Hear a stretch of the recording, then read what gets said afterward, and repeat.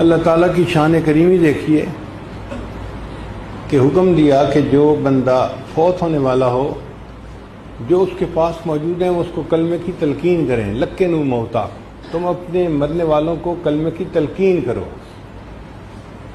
اچھا، کلمے کی تلقین کے بارے میں بعض دوستوں کو زیادہ پتہ نہیں ہوتا۔ وہ سمجھتے ہیں کہ شاید ہم نے اس کو کہنا ہے ابا جی کلمہ پڑھو، امی کلمہ پڑھو، ایسے نہیں کہنا چاہیے۔ پتہ نہیں وہ کس حال میں ہے، اگر اس نے انکار میں سر ہلا دیا تو کیا بنے گا؟ شریعت یہ کہتی ہے کہ تم اس کے قریب خود اپنی مناسب آواز کے ساتھ کلمہ پڑھو، جب وہ سنے گا تو اس کو یاد آ جائے گا کہ میں نے بھی کلمہ پڑھنا ہے۔